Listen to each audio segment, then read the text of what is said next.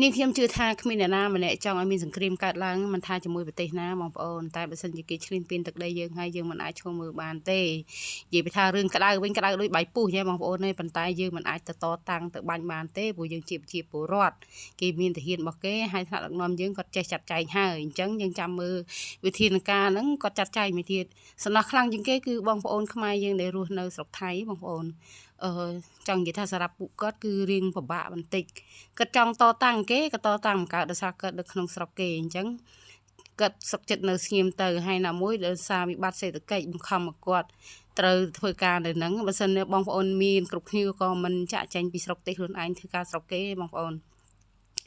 អូយនិយាយច្រើនណាស់ឥឡូវមករ៉ៃរ៉ាប់រឿងស្លកកោម្ដងស្រាប់ស្លកកោថ្ងៃនេះគឺបន្លែនេះខ្ញុំហ្នឹងគឺអត់មានបានទិញគេមករៀលមកបៀកទេបងប្អូនទិញគេតែសាច់ជ្រូកត្រីបន្តិចហ្នឹងចំពោះបន្លែវិញគឺធម្មជាតិសុទ្ធសាធហ្មងមិនថាគ្រឿងមិនថាអង្គលេងគឺធ្វើខ្លួនឯងទាំងអស់ចឹងមិនថាការស្លកកោមុខនេះគឺប្រើពេលបងប្អូន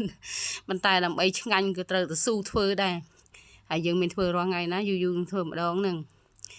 ចាឥឡូវកោសាច់រួចហើយហ្នឹងក៏ដាក់បន្លែយើងកោឲ្យសពបងប្អូនឃើញមើលតែពណ៌ក៏ដឹងដែរអើយល្ពៅនេះគឺសម្ពោធថ្ងៃហ្នឹងហ្មងណាល្ពៅដែលដាំដុះថ្មីហ្នឹងបងប្អូនសាច់វាលឿងល្អហ្មងឥឡូវចាក់ទឹកហើយរំងាស់ចោលទៅចាបន្ទាប់ពីពុះហើយនាងខ្ញុំដាក់គ្រឿងនេះមួយចាននេះមានសពរសជាតិអស់ហើយយើងភ្លក់តម្រូវរសជាតិយើងចង់បានទៅគឺរួចរាល់ហើយចានេះខ្ញុំមិនថែមអង្គលីងដោយសារ